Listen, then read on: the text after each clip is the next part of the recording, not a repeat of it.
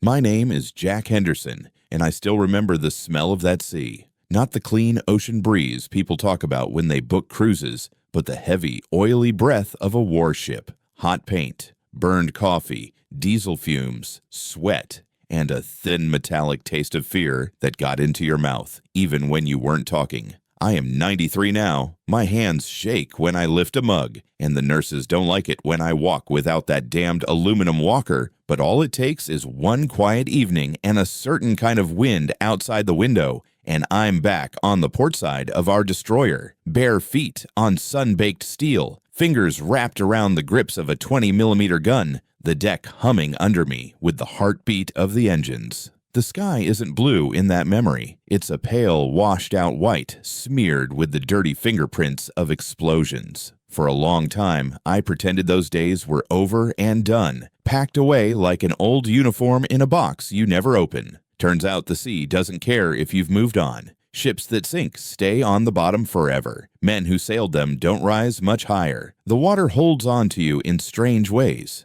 A few weeks ago, my grandson Mike sat in that plastic chair by my bed, swinging one leg the way I used to get scolded for in school. He had his phone in his hand. Some war documentary paused on the screen. "Grandpa," he asked, "did you ever see a real kamikaze? Like, for real? Not just on YouTube?" He said it like kids say everything now, half curious, half distracted, as if I might answer, and then he'd go right back to scrolling. I almost gave him my usual line. "War isn't like the movies, kid. Don't glamorize it." I'd said that so many times the words were already in my throat, but they died there, because the moment he said kamikaze, I didn't see a clip or a newsreel or some grainy black and white. I saw one airplane, one specific plane, low over the water, sunlight flashing off the canopy, coming straight for us. The one that was supposed to kill me. The one that for some reason didn't. I just exhaled and said, "Yeah, I saw them. And one of them still looks at me sometimes at night." Mike laughed, like I'd told a ghost story. He glanced at the corners of the room, as if expecting a Japanese pilot in a white headband to appear behind the curtains. Then he shook his head and changed the subject. To him, it was a throwaway line. To me, it was the first honest thing I'd said about the war in years. That night, after he left and the hallway lights dimmed, I stared at the ceiling and realized something I'd been avoiding for decades. If I don't tell this story now, it's going to disappear with me. That pilot, that day, that ship, they'll all sink for good. No wreckage, no marker, nothing. So if you're listening to this someday, Mike, maybe when I'm gone, remember, this isn't a story about how brave I was or how I survived. It's a story about a man who could have killed me and everyone around me, and for some reason I still don't understand, didn't. In 1944, I wasn't a wise old veteran with a chest full of medals. I was a skinny farm boy from Kansas who knew more about cows than about the Pacific Ocean. I knew how to fix a fence, stack hay, and shoot rabbits that got into my father's garden. The only waves I'd seen were the ones in wheat fields when the wind came in hard. When the draft notice came, my mother folded it once, twice, 3 times with shaking fingers and put it on the kitchen table like it might disappear if she didn't unfold it. My father stepped outside to smoke. He stared across the fields as if something new might be growing out there besides corn and fear. We had already heard about Pearl Harbor. Everybody had. On the radio, they called it a day of infamy, and the papers showed screaming headlines and black columns of smoke. I saw pictures of ships turned into twisted scrap, and boys not much older than me, lined up in neat rows, covered with sheets. I'd never met a Japanese person, but by the time I buttoned my first Navy shirt, I was sure I knew them. Fanatics, suicide pilots, men who thought dying for their emperor was better than living with their families. That was what we were told anyway. At boot camp, the sergeants didn't waste time with poetry. "Listen up, sailors," one of them barked as we sweated on a wooden drill field that smelled like old rain and new fear. "You're not going to Europe. You're going where the enemy doesn't retreat. Those Jap pilots, they think dying is promotion. You see a plane coming straight at you. Don't expect him to turn off.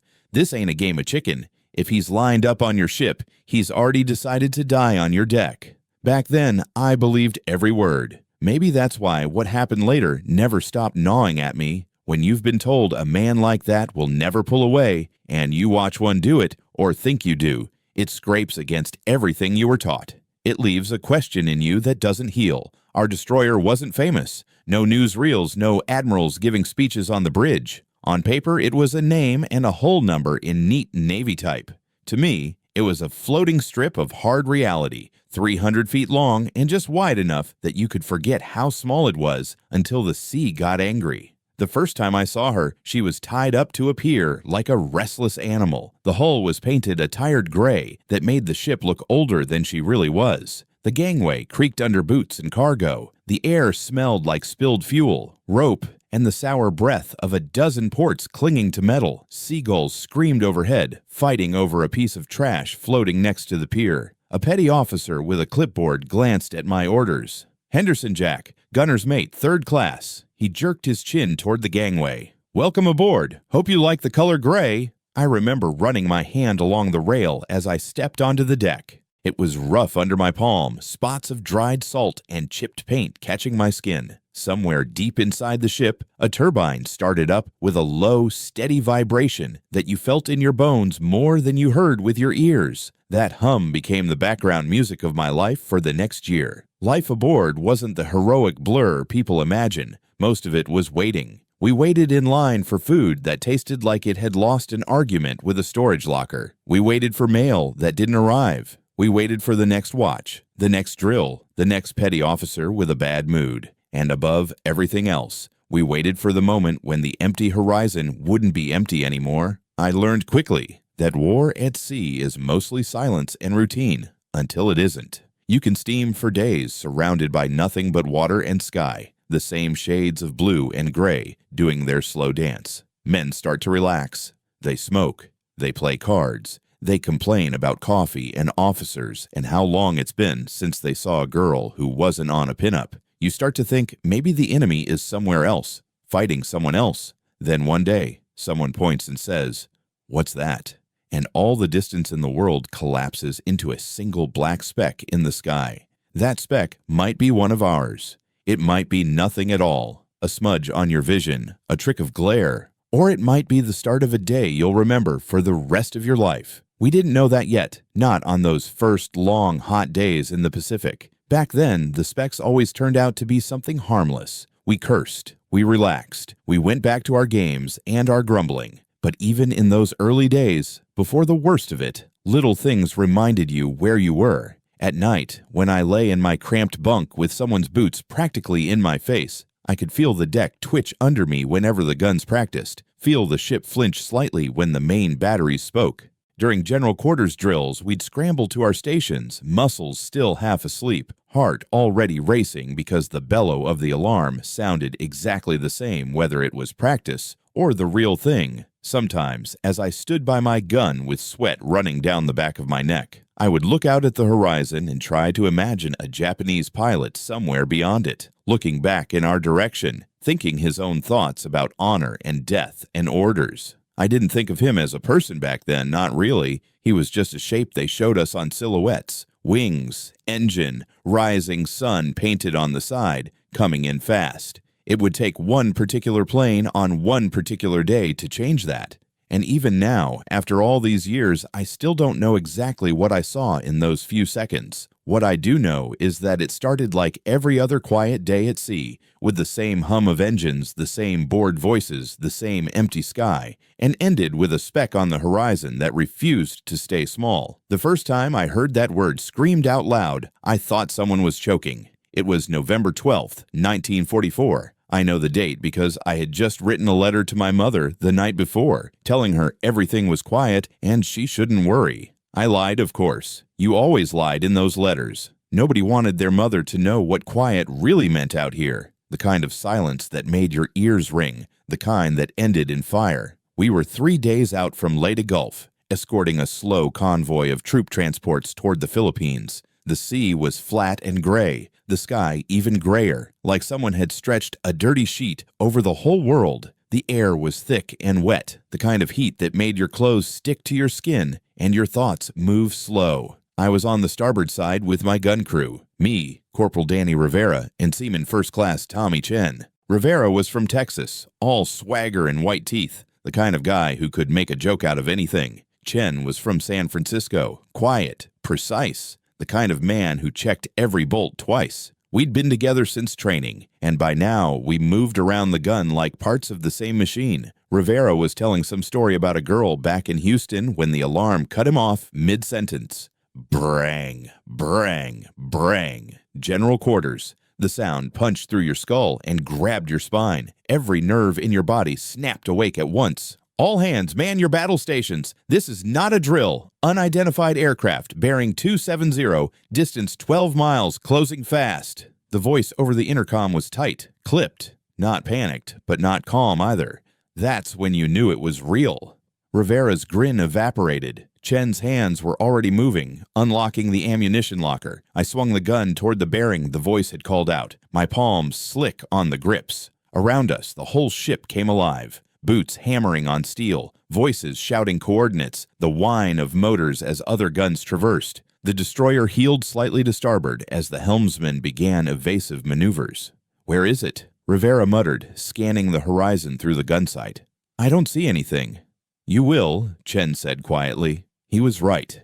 At first, it was just a dark smudge against the clouds low on the horizon. Then it separated into shapes. Not one plane. 3. No, 4. Coming in from the west, skimming just above the water. Aircraft inbound, low and fast, someone yelled from the bridge. Our 5-inch main guns opened up first. The deck shook under my feet as the big guns spoke, sending shells screaming toward the approaching planes. Black puffs of flak bloomed in the sky, but the planes kept coming. They weren't dodging. They weren't climbing. They were just coming straight at us. That's when I heard it for the first time. Someone on the port side, a gunner I didn't know, screamed it at the top of his lungs. Kamikaze! The word hit me harder than the sound of the guns. I'd heard about them in briefings, read about them in intelligence reports, but hearing it screamed out loud in the middle of an attack made it real in a way nothing else had. These planes weren't trying to bomb us and fly away. They were trying to become bombs.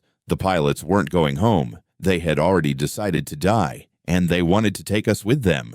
Traverse left! Left! Rivera shouted. I swung the gun, tracking the lead plane. It was a 0. I could see the red circle on the fuselage now, the canopy glinting in the dull light. It was maybe 2 miles out, maybe less, closing at over 300 miles per hour. We had seconds. Fire! Fire! Rivera yelled. I squeezed the triggers. The 20mm cannon roared to life, shaking my whole body. Tracers streaked out toward the 0 in a glowing arc, red lines stitching across the sky. Chen fed the belt, his movements mechanical, perfect. Spent shell casings clattered onto the deck like metal rain. The 0 didn't flinch. My rounds were passing behind it. I was leading too much, overcorrecting for speed. I adjusted, walked the tracers forward. Other guns joined in.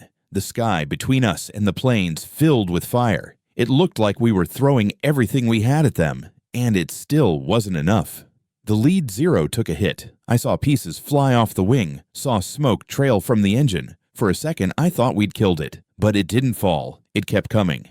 Jesus Christ, it's not stopping, Rivera screamed. I kept firing. My hands were vibrating from the recoil, my shoulders aching, my ears ringing so loud I could barely hear the other guns anymore. The 0 was maybe half a mile out now. I could see the propeller spinning, see the landing gear still tucked up under the fuselage. I could almost see the pilot. Then the plane to the right of the lead 0 exploded. A direct hit from one of the 5-inch guns turned it into a fireball that tumbled sideways into the ocean. A cheer went up from somewhere behind me, but it died fast because the other 3 were still coming. The lead 0 banked slightly, adjusting its course. It wasn't aimed at us anymore. It was aimed at the transport ship 400 yards off our port side. A slow, fat target packed with troops. I saw the ship's guns firing, saw tracers crisscrossing the air, but the 0 threaded through it all like it was invincible. And then it hit. The 0 slammed into the transport superstructure just below the bridge. The explosion was a white-orange flash that seemed to pause for a split second before expanding into a rolling ball of fire and black smoke. The shockwave hit us a moment later, a hard thump of pressure that pushed against my chest. Burning debris arced into the sky and fell hissing into the water. I stopped firing. My finger was still on the trigger, but I'd forgotten to squeeze. I just stood there, staring at the burning ship. Men were jumping off the side into the water, tiny black shapes against the flames. The transport was already listing to port. "Henderson! Henderson!" Rivera grabbed my shoulder and spun me around. His face was pale under the dirt and sweat. "Third plane, coming around for another pass," I snapped back. The third Zero had overshot us and was banking hard to the right, coming around in a wide circle. It was lining up on us this time. "Load AP, load AP," I shouted at Chen, my voice cracking. Chen slammed a fresh belt into the gun. Armor-piercing rounds this time, heavier, meaner. I tracked the Zero as it straightened out of the turn. It was maybe a mile out, engine screaming, nose pointed directly at our bridge. Every gun on the ship that could bear on it opened fire. The noise was unbelievable. The air around the Zero turned into a storm of steel and fire. I saw hits, bright sparks where rounds punched through the fuselage, but it kept coming. Closer, closer, 500 yards. I could see the canopy clearly now. I could see the pilot's helmet, the white scarf or headband tied around it. 400 yards. The main guns couldn't depress low enough anymore. It was just us now. The smaller guns, the 20 mils and 40 mils, firing everything we had. 300 yards. My world narrowed to the gun sight, the shaking tracers, the growing shape of the Zero. My brain was screaming at me to run, to duck, to do anything except stand there, but my hands stayed locked on the grips. 200 yards.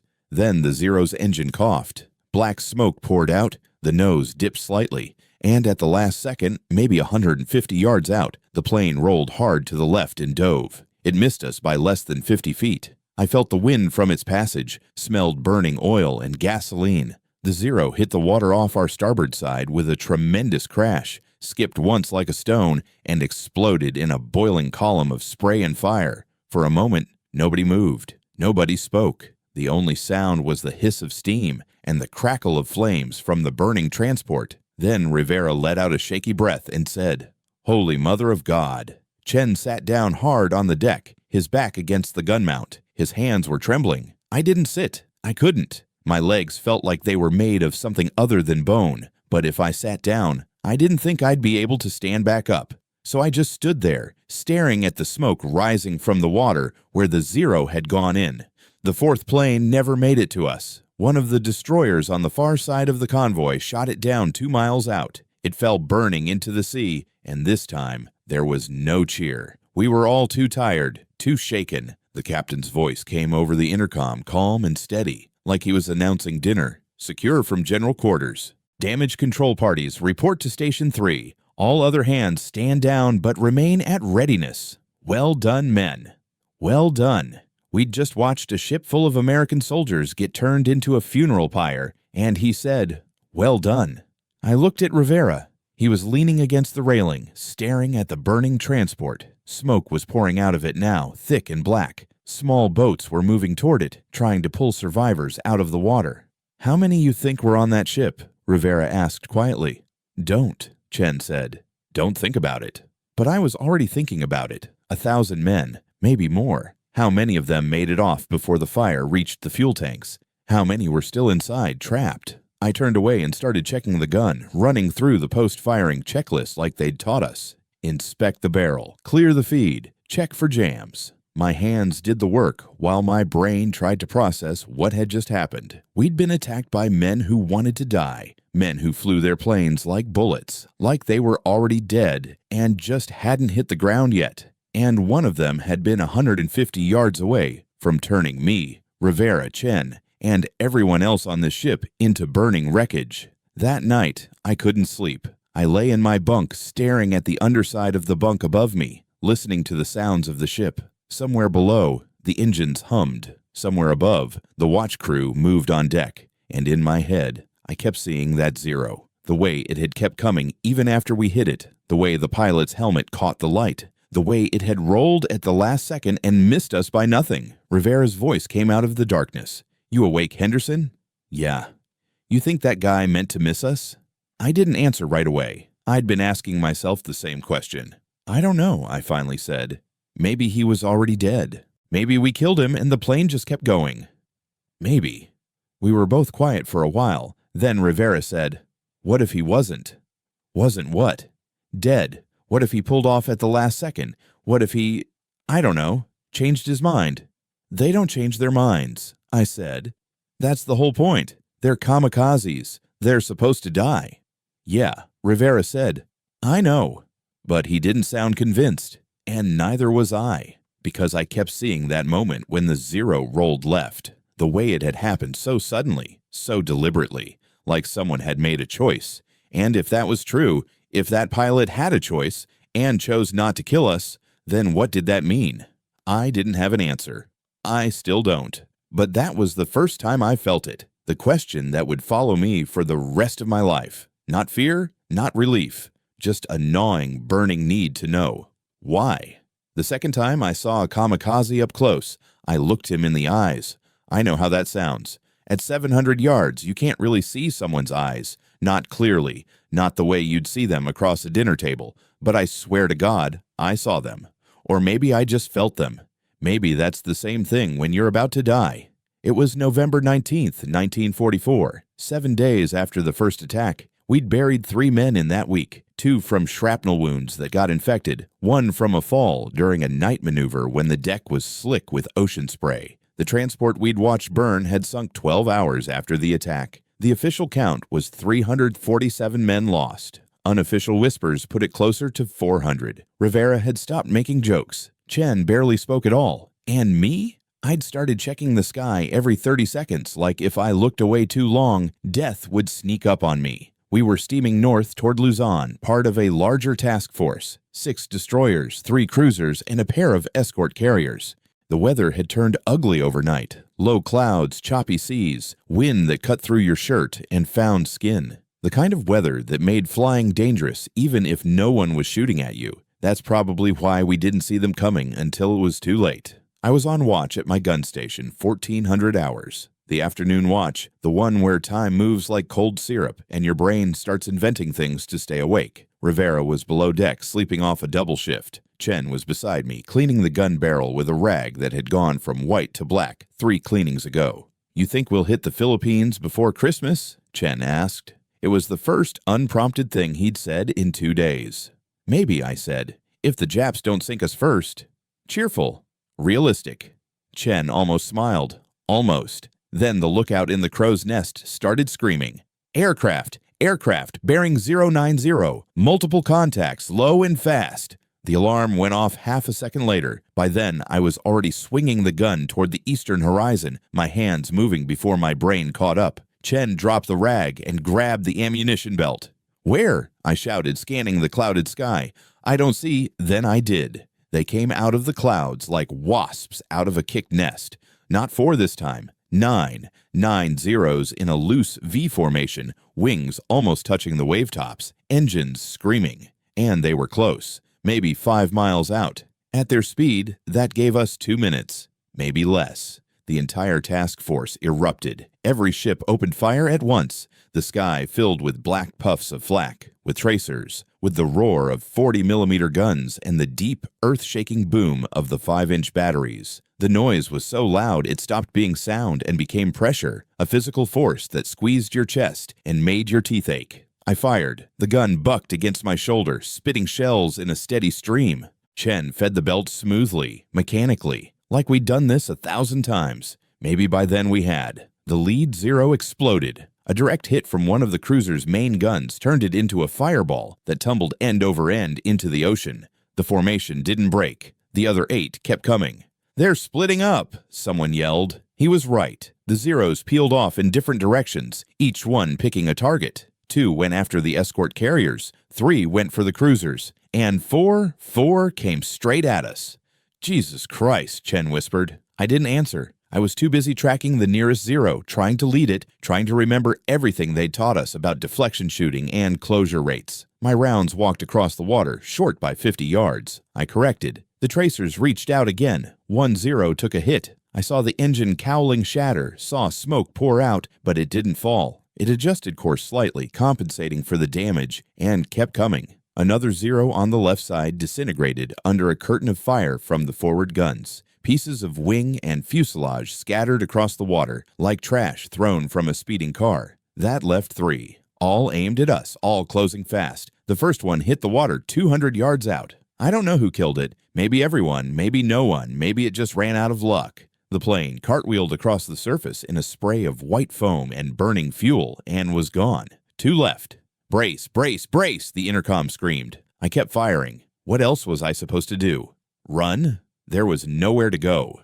We were on a ship in the middle of the ocean with 2 suicide planes bearing down on us, and the only thing between me and a fiery death was this gun and the shells Chen was feeding into it, and my own trembling, furious refusal to stop shooting. The second Zero came in from the port side, low and fast. It clipped the railing on the port deck with its wing, spun violently, and smashed into the water just off our stern. The explosion sent a geyser of water and debris over the fantail. Men were thrown to the deck. I heard screaming, heard someone yelling for a medic. But I didn't look. I couldn't, because the third Zero was still coming, and it was headed directly for me. Time does strange things when you're about to die. I've heard people say it slows down, that you see your whole life flash before your eyes, that everything becomes clear and sharp and vivid. That's not what happened to me. What happened was, everything got quiet. Not actually quiet. The guns were still firing. Chen was still shouting something I couldn't hear. The engines were still roaring, but all of it faded into a kind of muffled background hum,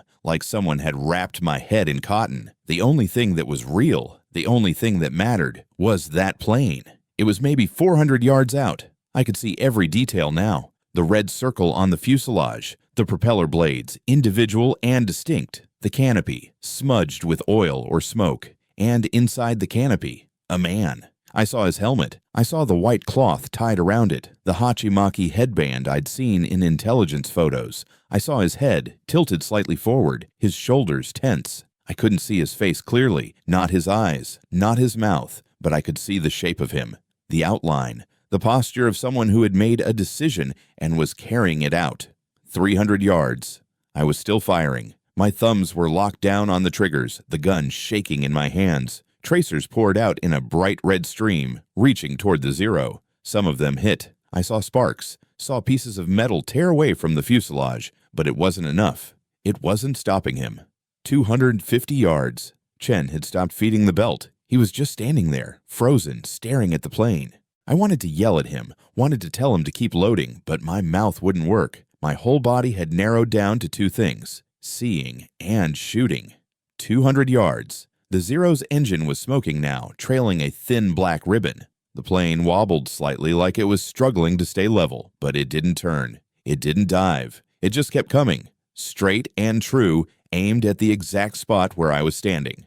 150 yards. I could see the rivets on the fuselage. I could see the hinges on the landing gear doors. I could see a dark streak along the wing where my rounds had torn through the aluminum. And I could see the pilot. Not clearly, not like a photograph, but enough. I saw him lean forward slightly. I saw his hands on the stick. 100 yards. This was it. This was the moment. In 3 seconds, maybe less, that plane was going to hit the ship. It was going to hit right where I was standing, or maybe 10 feet to the left, or maybe 20 feet to the right, but it didn't matter because the explosion would kill me either way. I was about to die. I knew I was about to die. And then he pulled up. It wasn't a slow, gradual climb. It wasn't a gentle curve. It was sudden, violent. The Zero's nose jerked upward so sharply I thought the wings would snap off. The plane clawed for altitude, the engine screaming, black smoke pouring from the cowling. For one impossible second, the Zero was directly above me, maybe 60 feet up, maybe less. I could see the underside of the fuselage, the tail markings, the landing gear still tucked up in the wells. I could see the pilot's helmet through the canopy, silhouetted against the gray sky. And I swear, he looked down, just for a heartbeat, just for the space between one breath and the next. He looked down and I looked up, and for that one frozen moment, we saw each other, not as enemies, not as American and Japanese, sailor and pilot, target and weapon, just as 2 men, both trapped in something bigger than themselves, both carried along by forces we couldn't control. Then the Zero rolled hard to the right. The nose dropped. The plane fell away from the ship, spinning, trailing smoke and fire.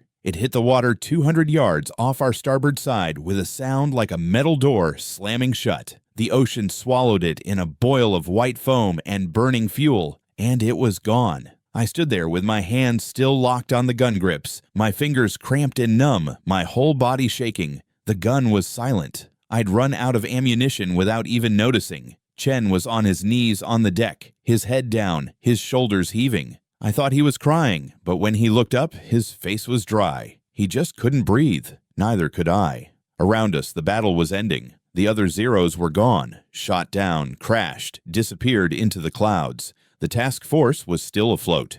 We were still alive. Secure from general quarters, the intercom said. The voice sounded tired. Damage control teams, report. All other personnel, stand down. I let go of the gun. My hands wouldn't straighten at first. They stayed curled in the shape of the grips, fingers locked like claws. I had to force them open, one finger at a time. Rivera appeared from somewhere below deck, his face pale, his eyes wild. What happened? I heard the explosion. Are you guys okay? We're fine, I said. My voice didn't sound like mine. It sounded flat, distant, like someone else was talking. One of them came right at us, Chen said quietly. He was still on his knees. Right at us. And then he pulled up. I finished. Rivera stared at me. He what? He pulled up. At the last second. He could have hit us, but he didn't.